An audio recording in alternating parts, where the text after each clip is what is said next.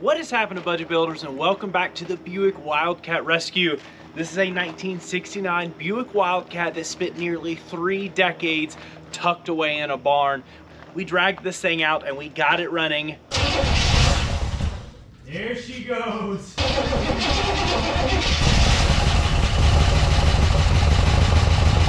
And then we got it back on the road and we detailed it in our last video. There's a few things we need to dial this thing in.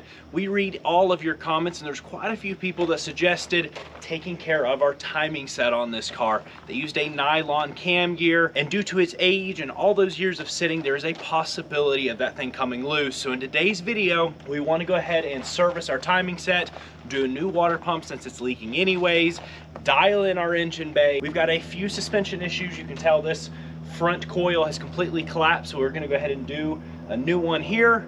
We're gonna get this thing dialed in, we're gonna get it back on the road, and we're gonna go for a cruise.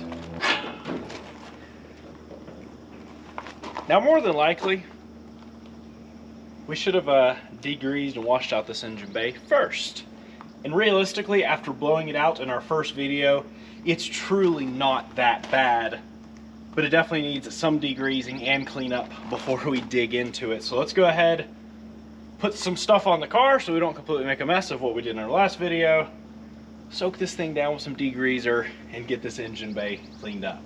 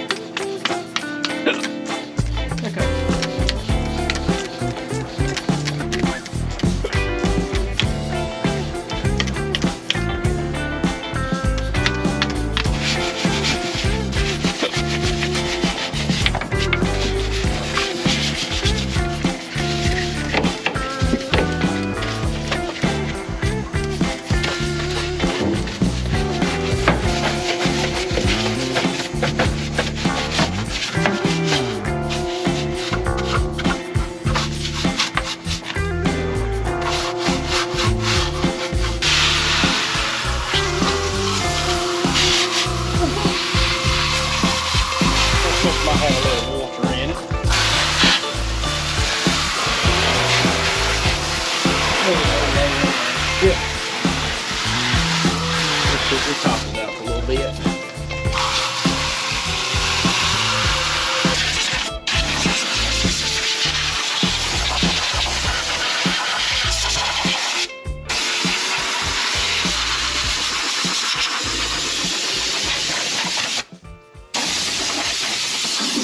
First things first, we obviously need to go ahead and get our coolant drained anyways.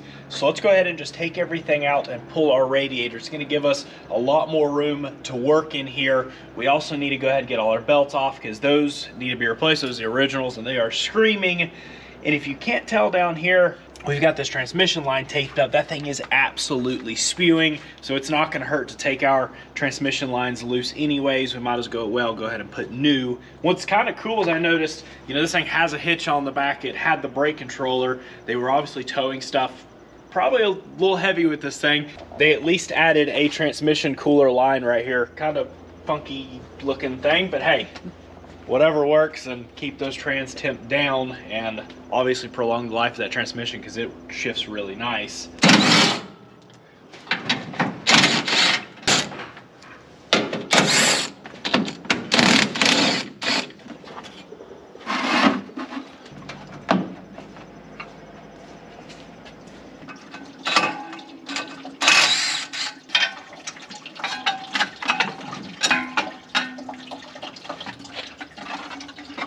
Pretty nice shroud.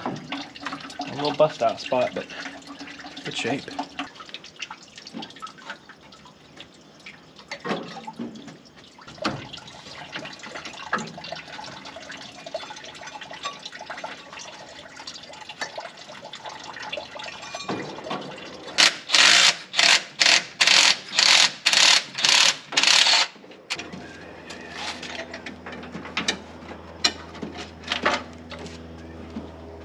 I wonder if that thermostat's any good.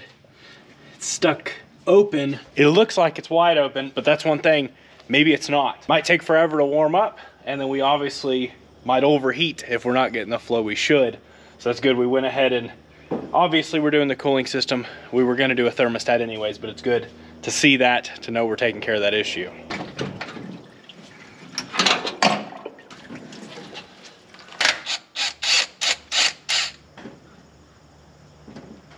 Now before pulling our timing cover, we obviously need to get this distributor out of here.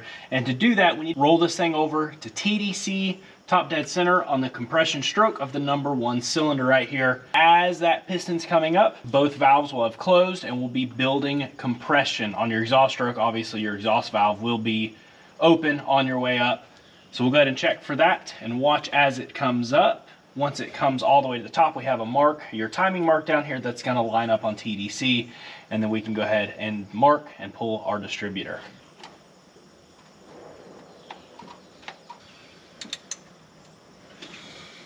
Run the exhaust stroke.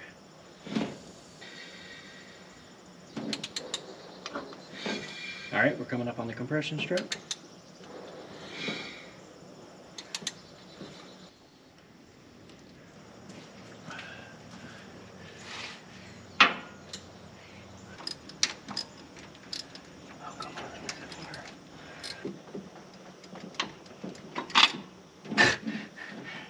Oh my goodness, it has been verified. We do in fact need a new coil. You'll see it start to rock back as it slides out of that cam gear.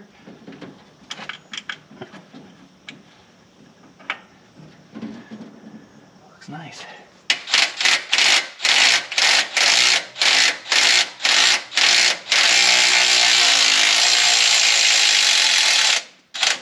I suppose there's a reason the water pump bolt kit was popularly purchased with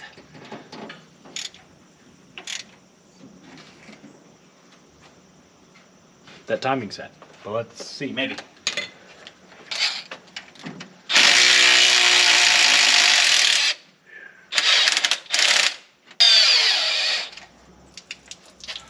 Making a mess. Oh, you know we got a bucket right there.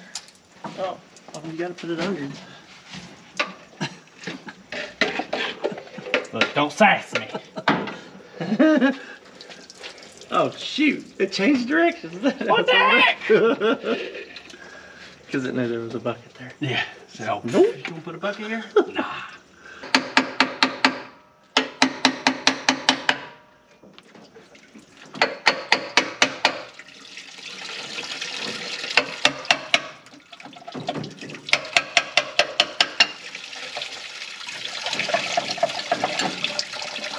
Oh look, we only broke 1, 2, 3, 4, 5 bolts. Nice.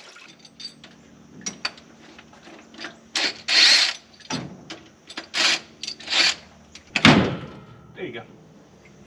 Okay, yeah.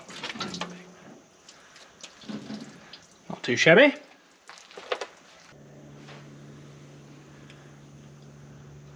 It's like all the teeth are still there. It's got just a tiny little, oh my. Wonder if it could use a timing chain. Things are not looking up for this timing cover with 1, 2, 3, 4 broken bolts and then a broken off spot there. I think I'm at least gonna go ahead and open this oil pump up and make sure it's not all scarred up. If it is, that is a 100% definite, hey, we need to get in here and go ahead and just do a timing cover, which I was hoping not to do because they're not super inexpensive.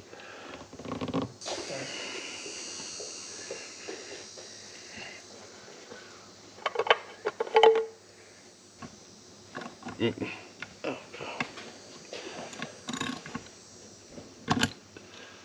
Okay, I think we need a timing cover.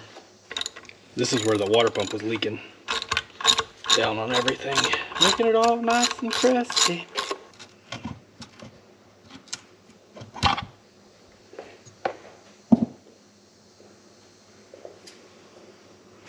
Really don't look bad at all.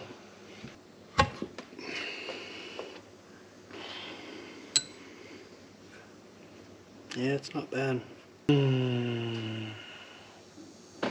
Let me order an oil pump and a timing cover. I'd rather be safe than sorry. It's not something you play around with. The neck is crispy. This is busted out. It obviously had a coolant leak. That's more than likely from corrosion or warpage potentially. Since we're stuck on the engine anyways, I think it's a good time to go ahead and drop our gas tank. Let's get it dropped. Let's see if we can save it. If we can, we'll get a sending unit. If we can't, we'll have to get another tank. And if you can't tell, we got to get this thing on the lift and do that front pinion gasket or seal, because it is absolutely dumping geared open. Ugh. Ugh. Sweet tea? Mm-hmm.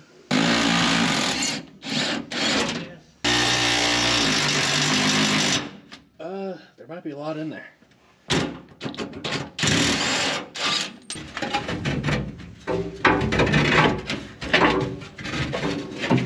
I going too fast with it? No, you're good. I got 2 vent hoses here. Let me see if I can just get those off. Look at all the crickets. That's so gross. What are they doing? How'd they get in there? I think they died from fumes.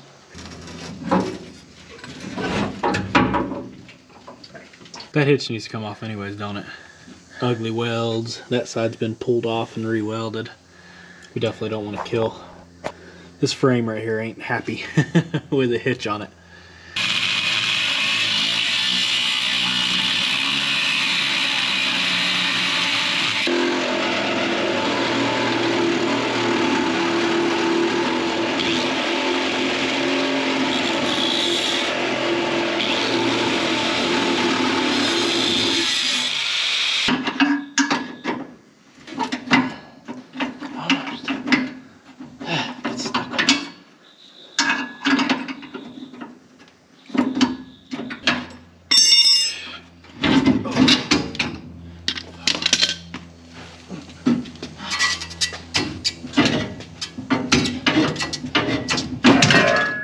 I kind of wanted to tow a car across country, but that's...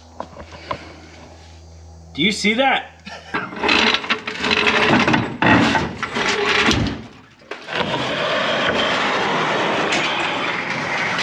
Take it out full. So the entire time we've been driving this thing, the return's been pumping it full of gas. Because it's dead, but it's got a lot of fresh gas in it. That's why it's so full. Because we hadn't been using any out of it. Because just driving this thing up and down the road, we burnt 5 gallons of gas. Not even putting a mile or 2 on it. We probably didn't put a full mile on it and burnt 5 gallons of gas. And I think that was definitely why. Because it was pumping this tank full. So that tells me that tank doesn't leak. I wonder how it looks down in there.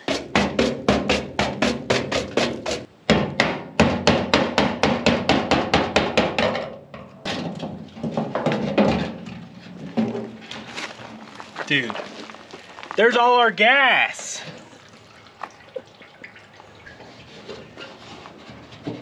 This is the nicest tank I think we've ever had. Even the top's not crusty. Do you see that? There is no way. There is no way that thing did not have non-ethanol and a fuel stabilizer in it. All those years this thing sat. I mean, it stinks, but 20 plus years, you know.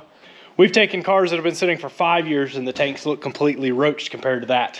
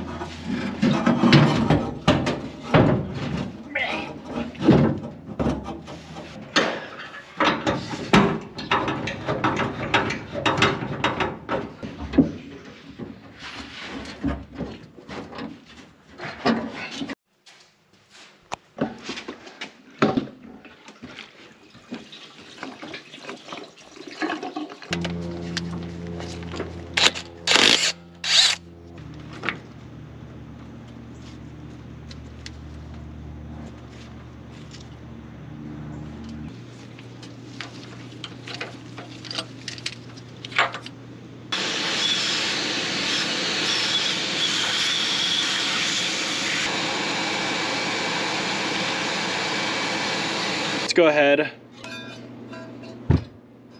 and get a new one.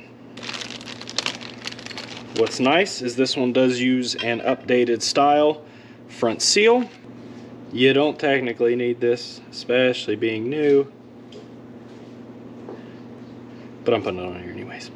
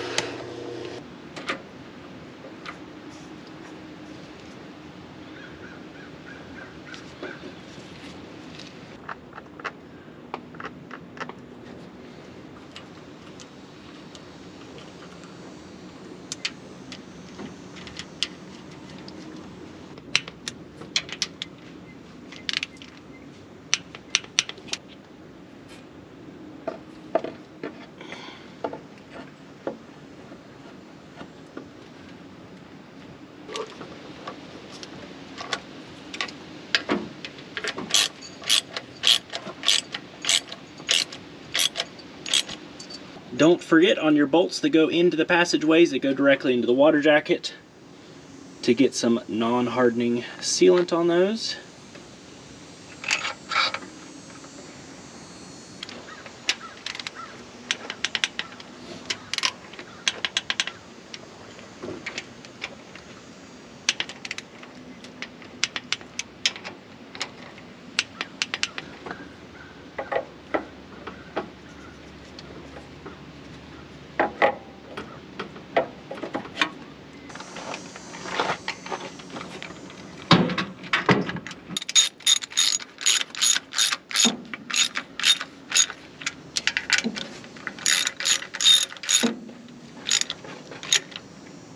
As suggested by a few folks in our first video, we went ahead and drained the oil since it had coolant anyways from doing this timing cover, and I'm filling it with a 10W30.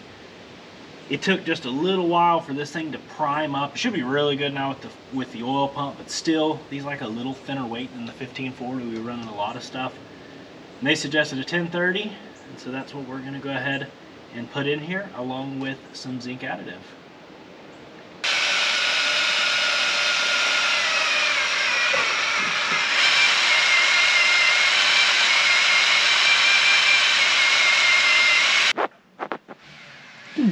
Went off immediately.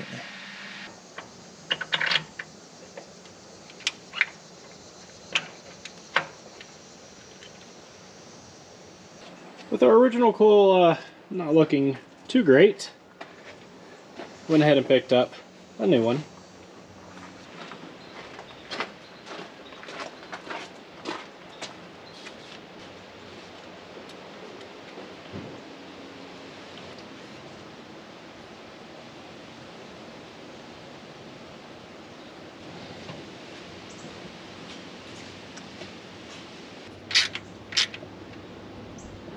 While we still have room for it and get this transmission line cut off, this thing has just been absolutely leaking everywhere. So we're going to go ahead and get the bad spot cut out. You can tell it had rubbed through many years ago. It was just spraying like crazy.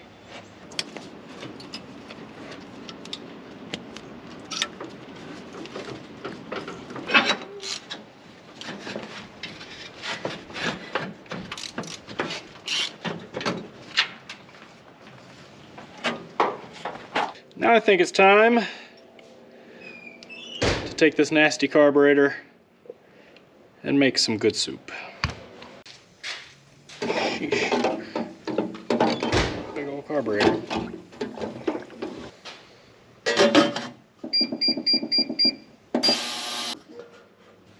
Oh my goodness, that is some good soup.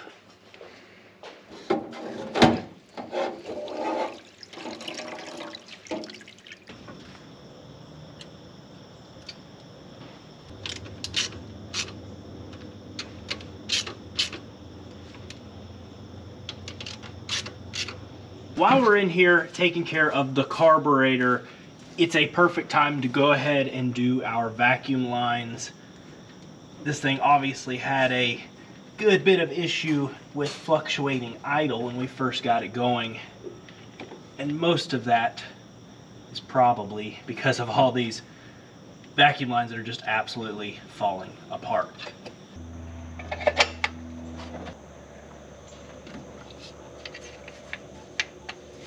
Got our new heater hoses in place. One thing I did add was a cutoff. That heater cord looks to be in really good shape and it is not leaking, but it does not have the factory cutoff on there. So I went ahead and did that just so we're not full pressure all the time. It would have been intended at the factory. You'll notice with just some movement of the power steering, this thing has started spewing everywhere. Thankfully, the high pressure looks to be in really good shape. This low pressure is the one that's leaking. So we can just yank this off. We have new Audiker clamps to put in place there and get a new hose put on there.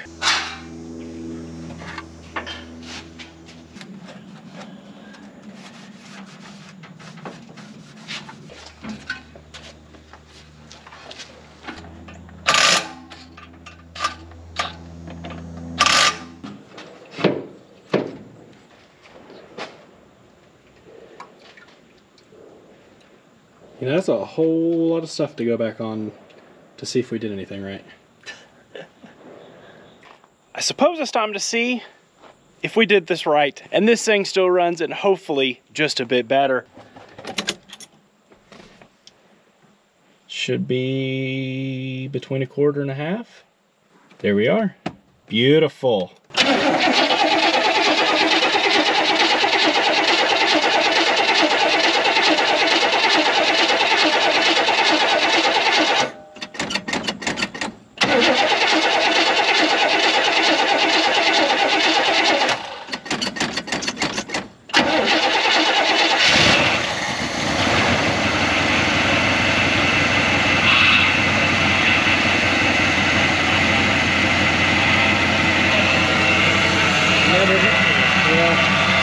That's pretty good timing, I'd say.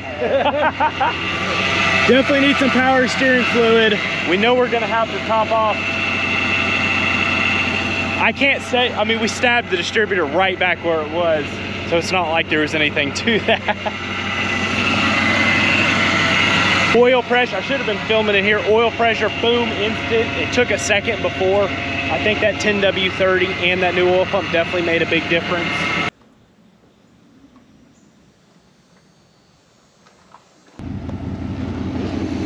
Much quieter. Huh? So much quieter.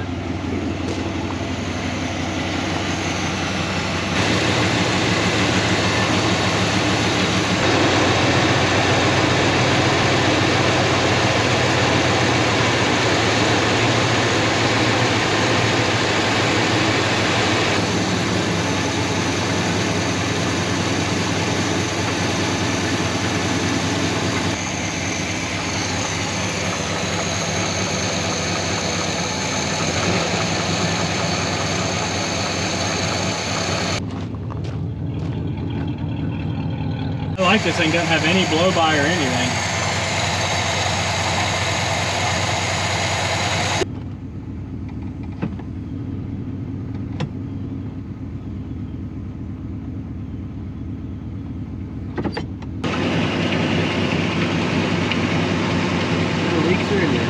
This thing looks small on the lift compared to the 225 back there. Yeah, no. That's still a big car. We're working on this one, but I'm definitely ready to get this 225 knocked out. We've been messing with it. Power steering is done, brakes are done, and we've started going back together with our dash here so we can get the windshield put in. Well, the headliner first and the windshield, knock that interior out. drive it and start putting this front end back together. That is clean, clean, clean. What in the... Oh no. I think I found our issue, Dad. Holy cow. I think I found our suspension issue. The whole bushing slid out and that whole lower control arm has disintegrated. Wow, we're gonna have to do a little bit of work right there. You can see the coil, it's kicked forward, coil springs rubbing, and it's super low because it's actually kicked down like this. Wow. We did get new springs, but I am gonna have to order a lower control arm. Look at it, it's completely come apart.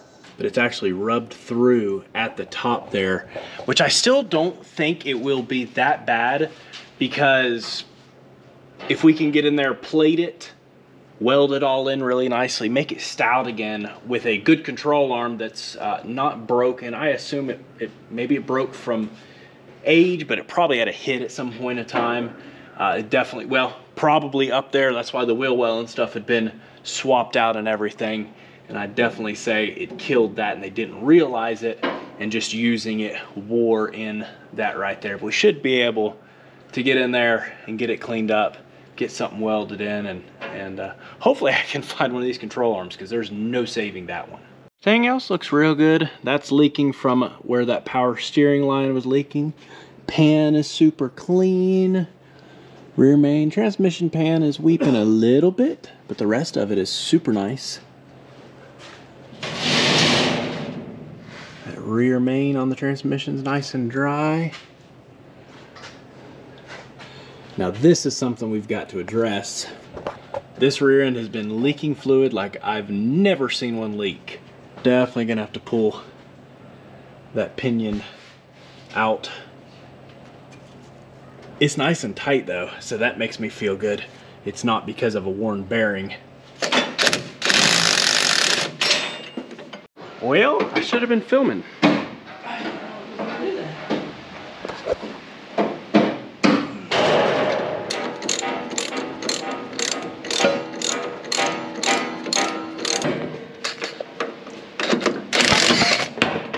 I just pointed out, look right here at the bump stop. It's just been riding.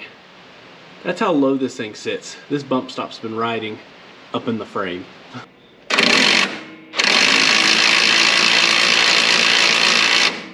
Beautiful.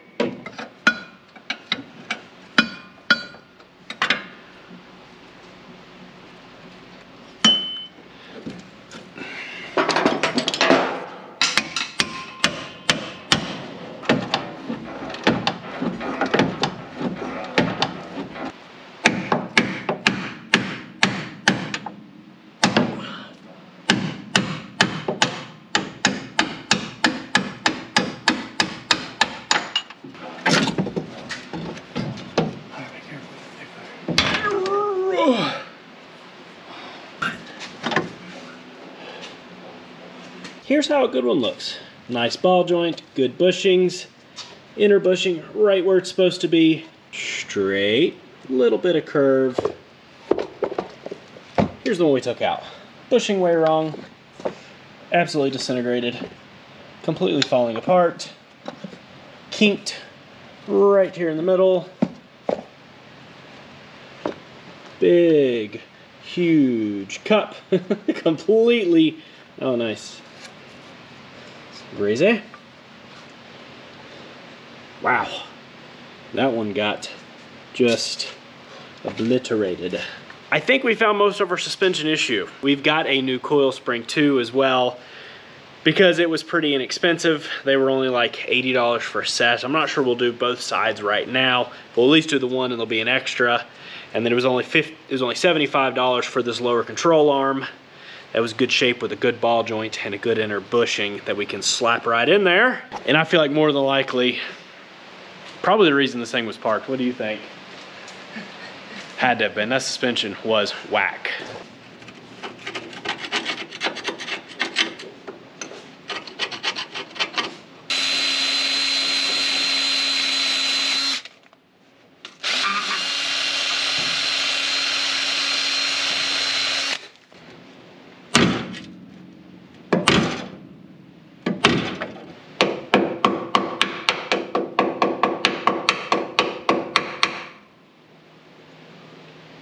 Well, it took a week, but we've got power back here in the shop now, so we can go ahead and get this thing welded up. As many of you know, we had a storm come through here. Thank you all so much for reaching out and checking on us and our family. Everyone here is safe. Of course, our neighbors about an hour above us got it much, much worse. Please keep Western North Carolina in your thoughts and prayers. There's definitely gonna be a lot of cleanup for a long time there.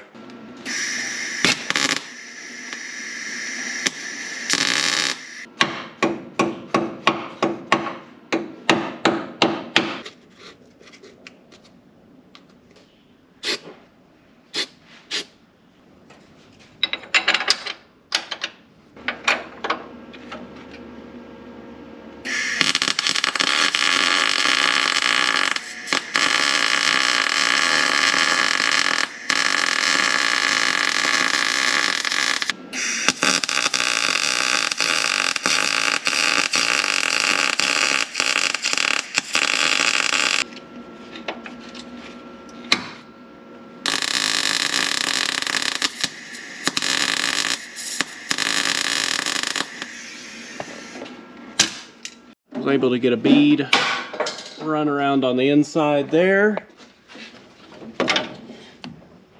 And this here is not going anywhere. Got some decent runs, obviously up in here trying to gas sinks. So you gotta, it's a fight to get pointed where you need to be. But I don't think that's gonna go anywhere, anytime, ever.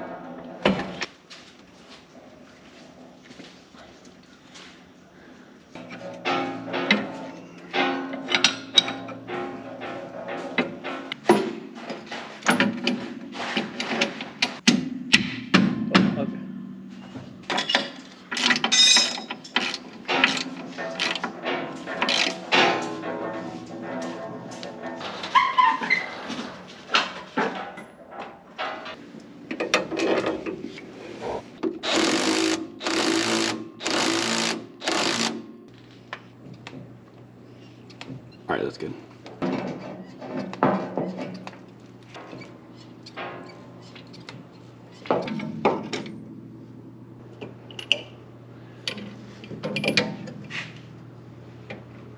With that front end dialed, our last glaring issue under here is obviously this pinion seal. It has left a mess just sitting under here.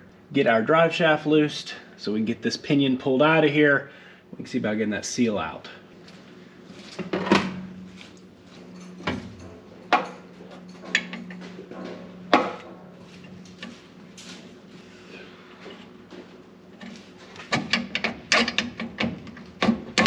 I'm gonna pull this down into my face. Nope.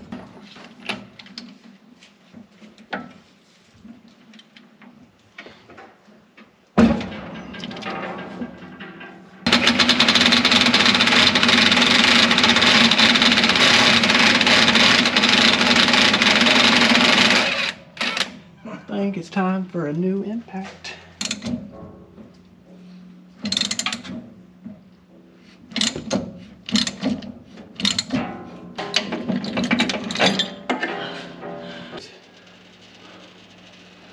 Nice and clean.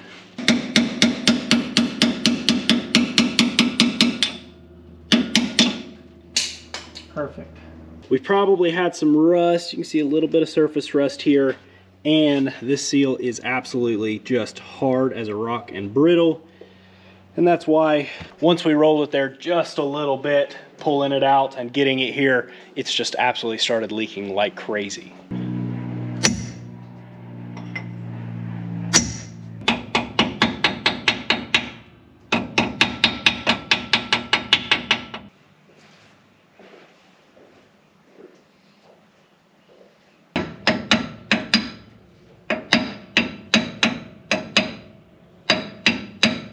Now, since we obviously did not take this thing apart, we do not have to worry about our preload with our crush washer. We just need to run this thing down until it stops, and we're gonna put about 100 to 125 foot-pounds of torque on it. That'll be more than enough, but that will not tighten up pinion to the point where we have issues with our bearing being too tight. Let me get some Loctite in here.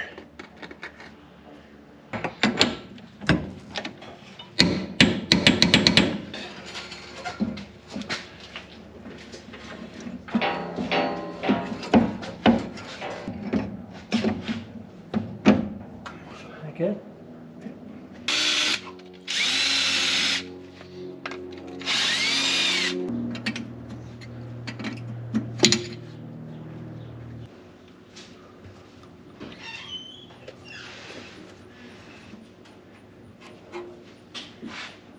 There she is.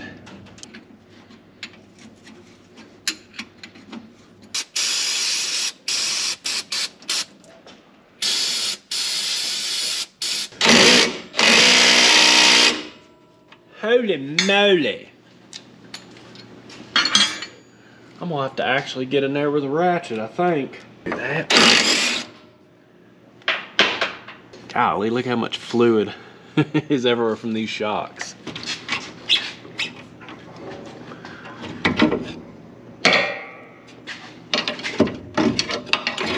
That was a lot less dramatic than I was expecting.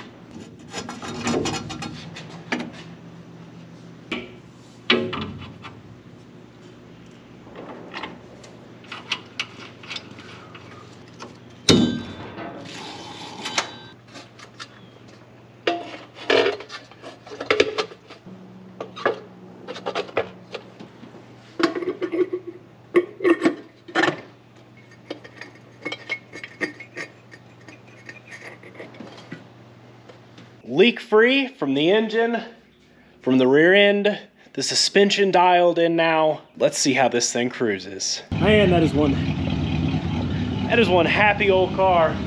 Got a little bit of belt chirp on the alternator belt. It looks like we're probably gonna have to put a heavy duty on it. Everything else is doing fine. It is just dragging a little bit more than it should, and it's already fraying that belt up a bit. It seems like more often than not, just your standard old belts. I don't like these old V-belt cars. Little bit of adjustment issue on the reverse lights.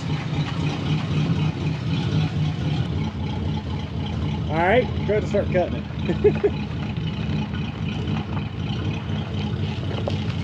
Oh, it sits so much better now. That looks like it's supposed to. You look good in there, Dad.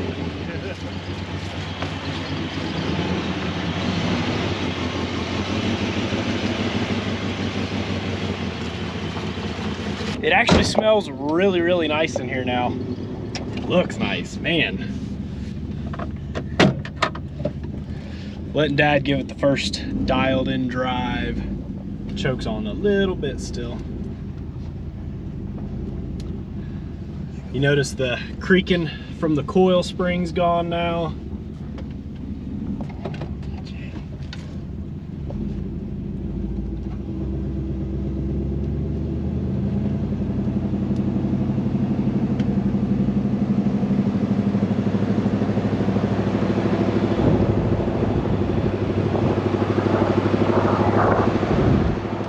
How's it feel? Big floaty car. It's a big car, but This is the a handle's small. pinky on the steering wheel, cigar in the mouth, and a beer in one hand kind of car. Not anymore. It used to be.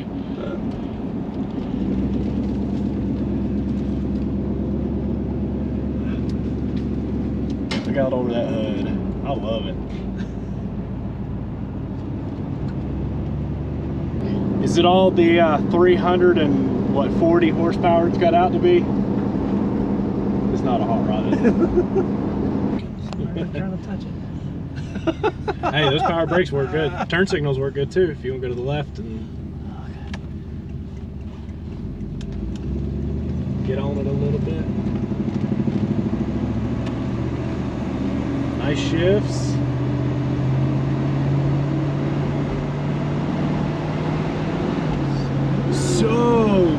So smooth. It's so quiet, even with all 4 windows down.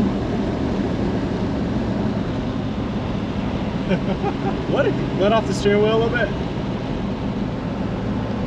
Dude, look at that. Come on. What a cruiser.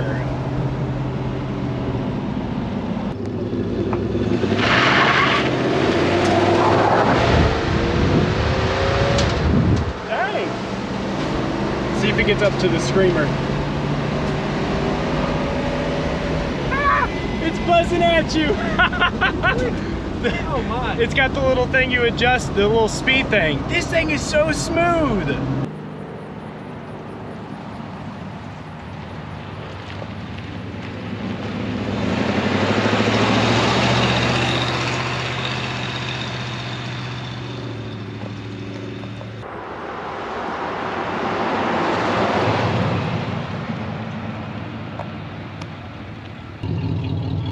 So much better with the hitch gone. Car sits super nice. Back end sits like it should. Front end is dead even with that. I love it. To think this thing got parked and tucked away for all those years, I think it's excited to be out again. It fits you, don't it? Yeah. It's not his kind of car. It's cool. You need another, he needs another Mopar or something again. Can't afford a Mopar no more. I'd say Cougar, but Haleen didn't like his Cougar. No leaks or anything? I'm sure some are gonna wish we had gone a little more, but to begin with, this car was such a survivor. I wanted to get in here and just really clean up this engine bay, get as much of that oil and grime off, and then we can work from there. Stuff can be pulled off and addressed, but for the time being, it's just such a clean, original driver. I say clean. In the big block realm, it's actually a pretty clean engine, I guess you could say. That pinion is dry as a bone.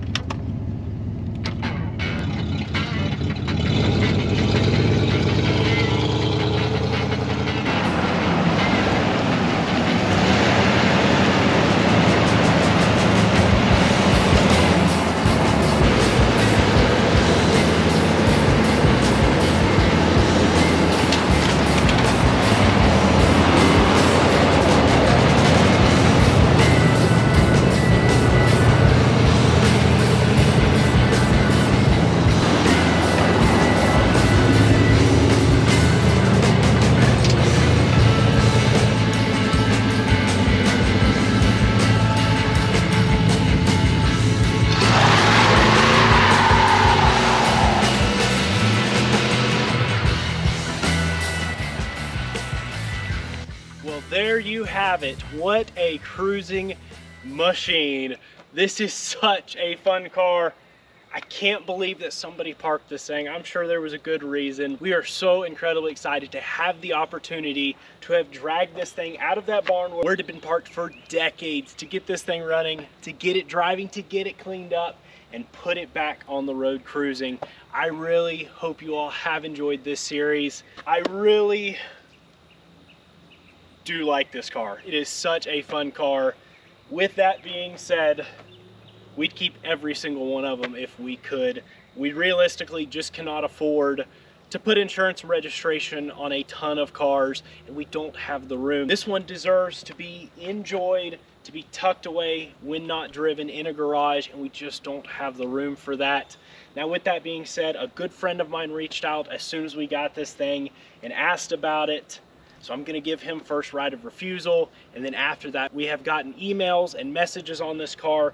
Just like if I was listing something on Marketplace, I will go in order as I receive those messages. But before we wrap up, I wanna go over really quick what we paid for this car, what it costs to put in it, and what we're looking to get out of it, so you have a good idea of how we go about these. First things first, in its condition that we found it, we paid $800 for this car. I felt that was a pretty reasonable deal. Obviously, when you're buying a car like this, you're really taking a chance on everything, whether the engine's good or not, the transmission's good or not, rear end is good or not, so on and so forth, and you can really get in over your head pretty quickly. Most of the time, we've had them come up like that. Obviously, in the past, we found ways to buy parts cars and part them out and get free drivetrains and stuff. Thankfully, though, everything turned out pretty good on this one. The tires were free. Those came off of a parts car. They were brand new on our Bonneville parts car. I feel like, you know, if you had to buy a set of tires, the cheapest white walls like that you can buy are about $400. Well, cheapest any kind of tires are at least $400 mounted to balance, but we're not going to count that because they were free. We spent $230 on the brakes, all of our brakes, and that ignition switch. We spent roughly $60 on extra cleaning supplies and stuff that we needed to get this thing detailed. $105 on the timing chain set that came with all the gaskets and our bolts. $381 for that timing cover in the oil pump. That was definitely a big chunk, but it really needed it. And then we spent probably $40 on an oil and filter, $70 on a battery, and that's just an inexpensive battery, obviously. $3 on the pinion seal, and then we had the gear doping on the shelf. Of course, if you had to buy that, gear dope, it's not cheap, but you're talking, you know, $12 to $15. We were able to find that lower control arm, about $125 shipped to us. And then we spent $140 on all of the shocks all the way around. We ended up getting those kind of last minute. I don't know why I didn't think about that. You could get them a little bit cheaper, obviously, off of something like Amazon. That spring was $90. Spent about $60 for all the decals, and then a big chunk of that was that breather, that special breather tube this thing had that was completely deteriorated. $10 on the air filter. And then obviously in the trunk, we went through, Dad wire brushed everything, we cleaned it up and we coated everything. We did buy a trunk mat for it. It should be here probably in the next few days, but it was special order, something that had to be made when we ordered it. I bought the cheapest one you could buy that was actually a matte material. It's a houndstooth matte material, and it was $130, but I felt like it's something that you need to tie in that trunk area. And then $33 on the trunk gasket that we'll do at the same time as we do the trunk mat. So all said and done, obviously a little bit cheaper because we had materials on the shelf and stuff. We're about $2,400 into this car. So for less than $2,500, we've got a cruiser. I feel like that's pretty fair and pretty reasonable on this car. Now, what are we gonna ask for this? It's obviously a '69 Wildcat. It's not the most desirable, and it's a four-door, but at least it's a hardtop, and it's in pretty good original shape. It's not fully restored. I feel like a fair price. You guys might say I'm wrong. $3,500 to $4,000, I think, is kind of where we're going to be at on this car. I know people ask a lot more for stuff. It never does sell. I like to be fair and reasonable. Most of the time, I'll be honest, most of our cars we sell for about what we have in them. Our main goal here on the channel is obviously to get out there and rescue these cars and create content for you guys. It would be nice to make a little more sometimes, but that's not what it's all about for us. We're not here for the big bucks. We're here for the rescue. I really hope you all have enjoyed it. If you have and you haven't already, be sure to subscribe, button notification bell to keep up with our future rebuilds and the ones we have currently going on. We've got some really fun stuff coming up here shortly. And if you haven't been a part of the channel, we do appreciate it so incredibly much. We get to rescue these old forgotten rides because of each and every one of you. So thank you all so much. Peace out, and catch you all on the flip side.